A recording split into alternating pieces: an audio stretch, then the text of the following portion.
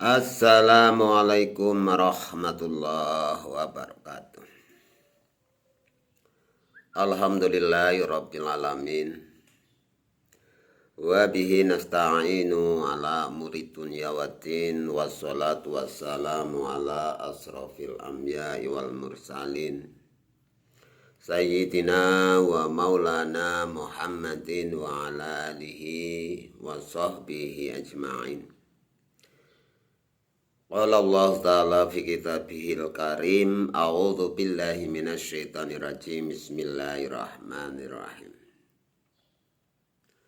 Ar-Rahman 'allamal Qur'an, khalaqal insana 'allamahul bayan, as-samsu wal qamaru bi husban, wa najmu wasyajaru yasjudan. Qala rabbi israh li sadri wa yassir li amri wa hlul 'uqdatam min lisani yafqahu qawli, amma ba'du. Pada saudaraku sekalian dimanapun Anda berada, yang dirahmati Allah, yang saya muliakan, dan insya Allah yang selalu dimuliakan oleh Allah. Amin amin ya rabbal alamin.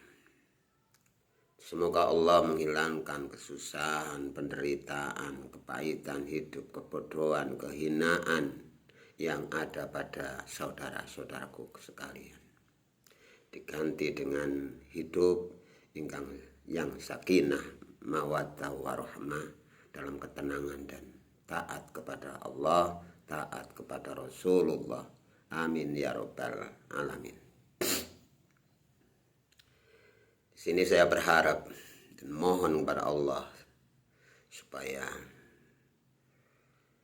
Allah menggerakkan jari saudaraku sekalian untuk membantu channel ini menjadi channel yang mubarakah. Amin ya rabbal alamin.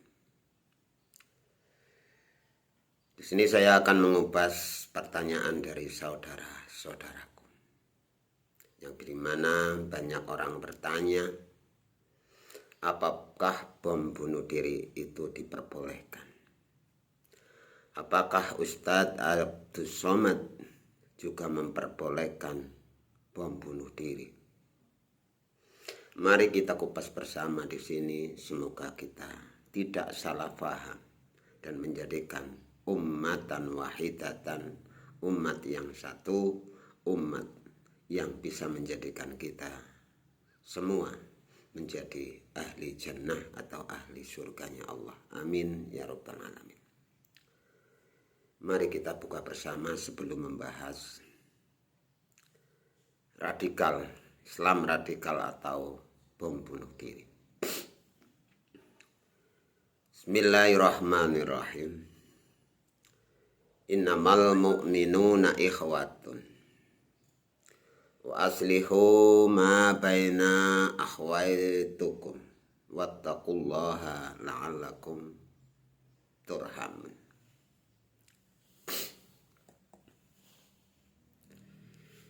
Sesungguhnya orang-orang yang beriman itu adalah saudara. Ikhwatun itu saudara. Wa aslihu baina akhwaitukum. Kita disuruh oleh Allah, disuruh oleh beliau Nabi besar Muhammad sallallahu alaihi wasallam untuk memperbaiki persaudaraan.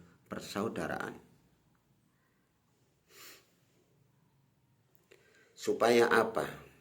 Supaya kita menjadi orang yang disayang Allah, supaya kita menjadi orang yang beruntung, supaya kita menjadi orang yang benar-benar dalam ridhonya.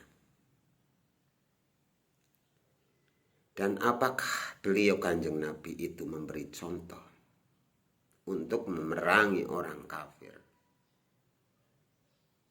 dengan membunuh, dengan memporak-porandakan?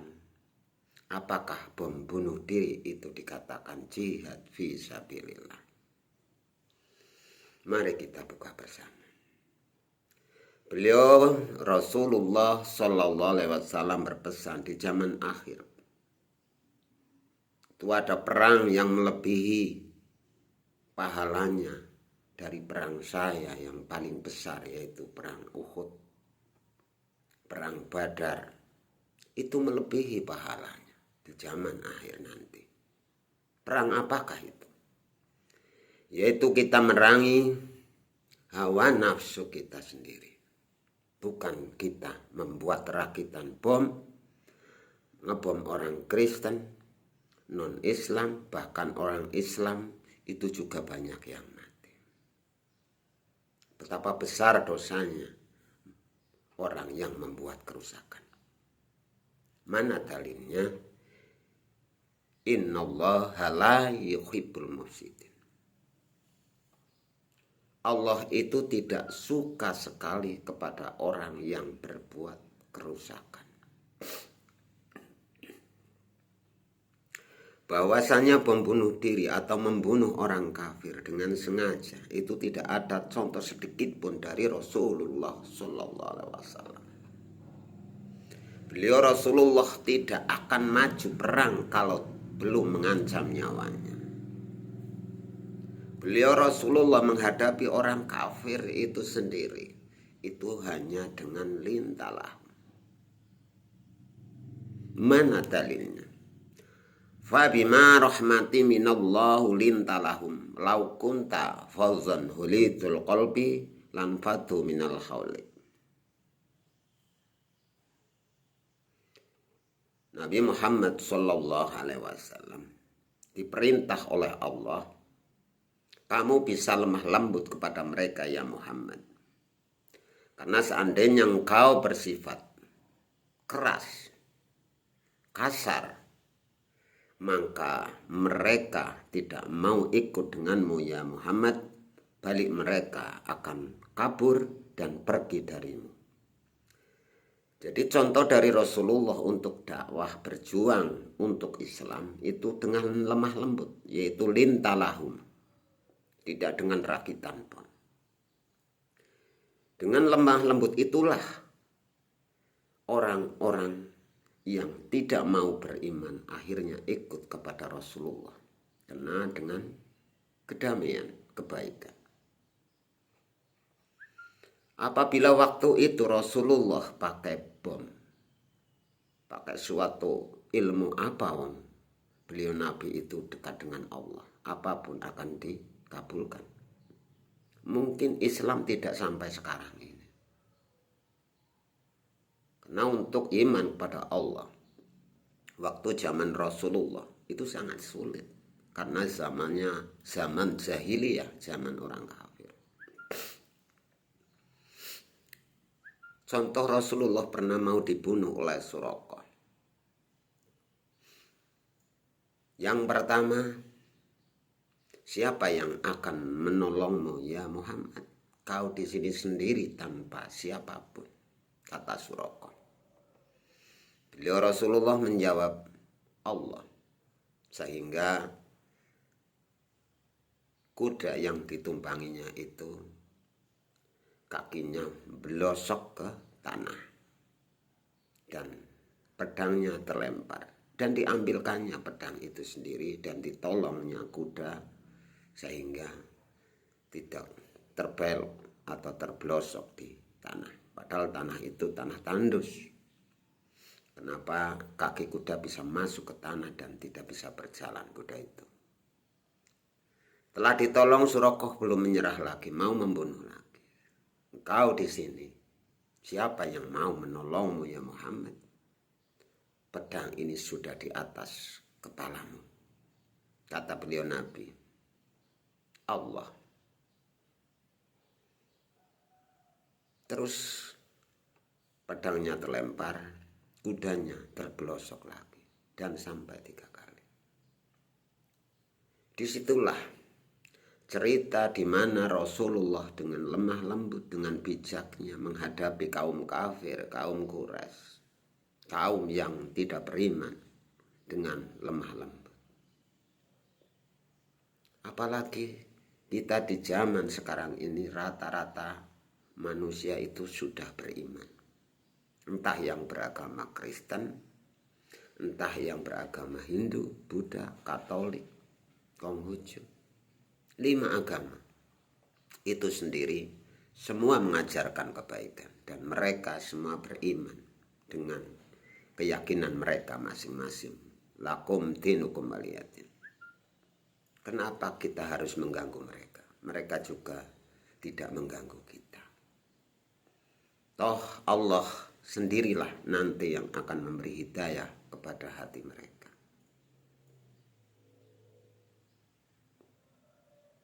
Betapa bodoh. Seandainya orang yang dianggap pandai di negara ini, di dunia ini, seperti Abu Bakar Basir, seperti Atus Somad, seperti ulama-ulama lainnya yang berani memperbolehkan bom bunuh diri, itu jihad fisabilillah. Anjuran siapa? Tidak ada sedikit pun contoh dari Rasulullah. Dari aliran-aliran Khawarij yang pernah saya katakan bahwa di luar aliran mereka adalah kafir, sebenarnya mereka lah kafir. Kafir itu apa sih sebenarnya? Kata-kata kafir itu banyak yang masih belum paham. Kafir itu dari kata kafaroh, fi'il madinya kafaroh. Orang yang tertutup, orang yang sudah tertutup. Kafaroh yukafir.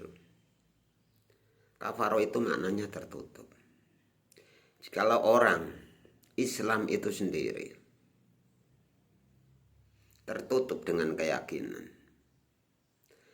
tertutup dengan nasihat, itu juga kafir, padahal sudah masuk Islam.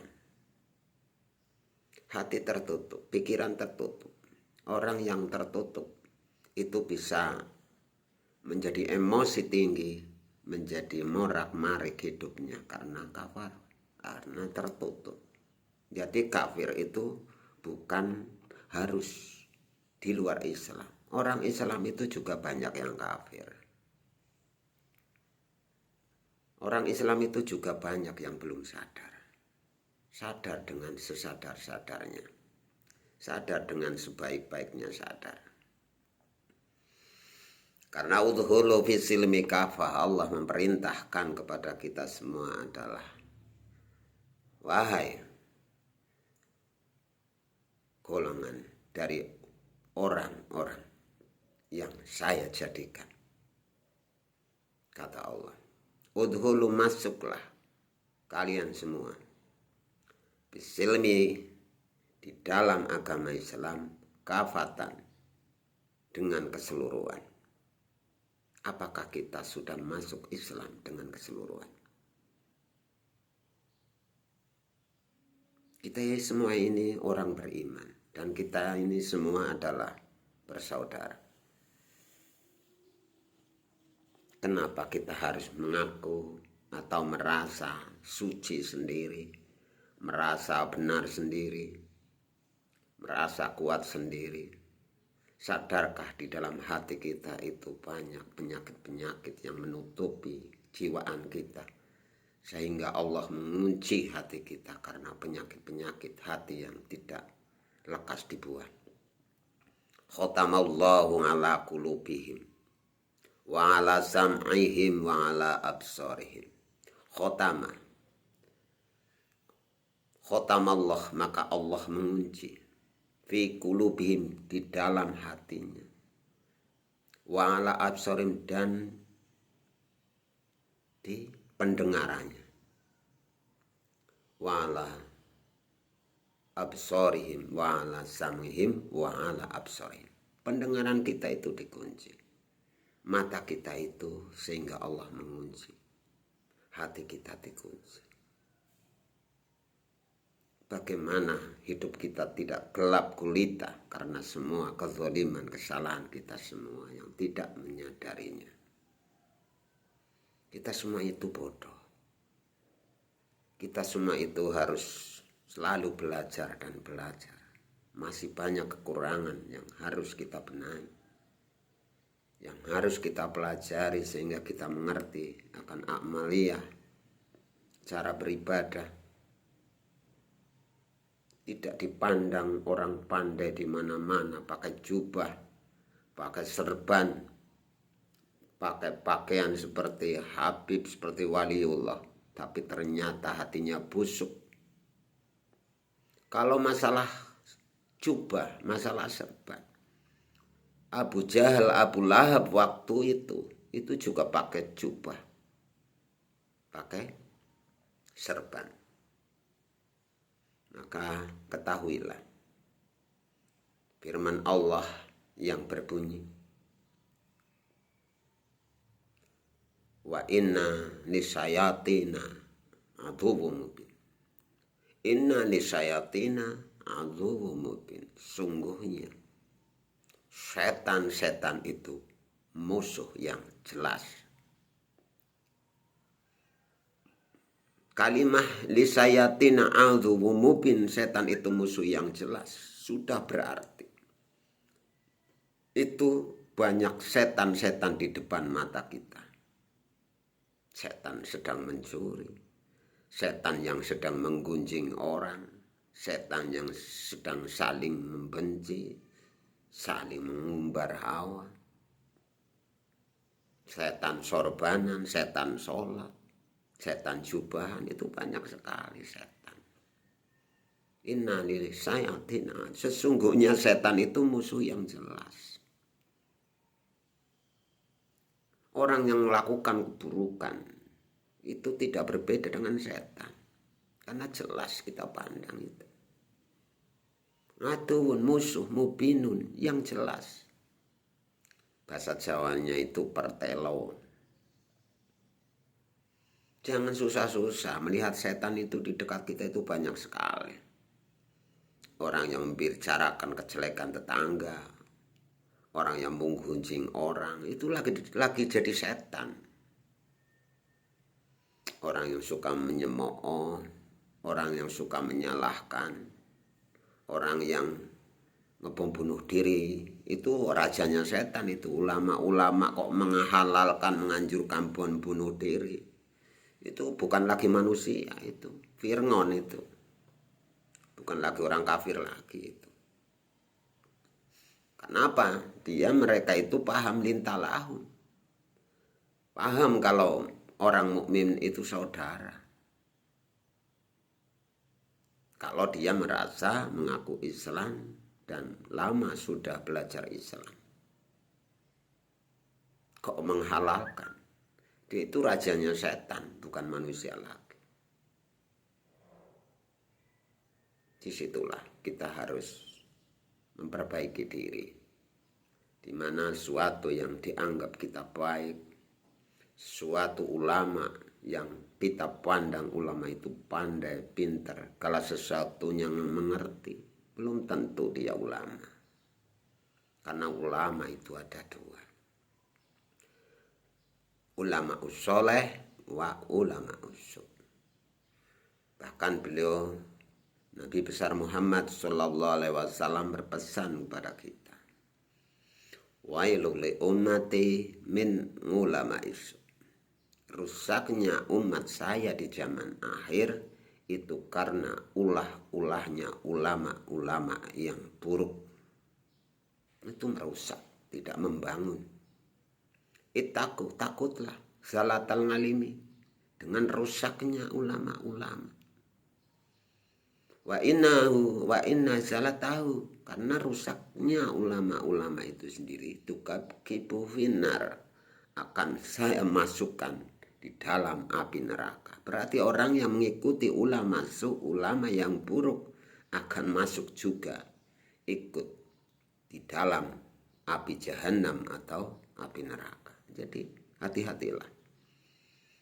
Kita sebagai manusia yang diberi akal sehat, akal waras, jangan mengikuti arus yang tidak baik. Apalagi bentar lagi adalah hari politik, yang dimana banyak gerung-gerung di mana-mana, banyak orang-orang yang saling mencaci maki, saling menjatuhkan lemahnya orang, saling menghina kejelekan, menghina, itu banyak banget. Kita doakan semoga saudara-saudara sekalian yang mendengarkan saya ini adalah dari golongan orang-orang yang arif, golongan orang-orang yang sudah dibersihkan hatinya dari penyakit oleh Allah, dari saya apabila banyak kesalahan. Mohon maaf yang sebesar-besarnya. Usikum nafsi bitaqullah. Assalamualaikum warahmatullahi wabarakatuh.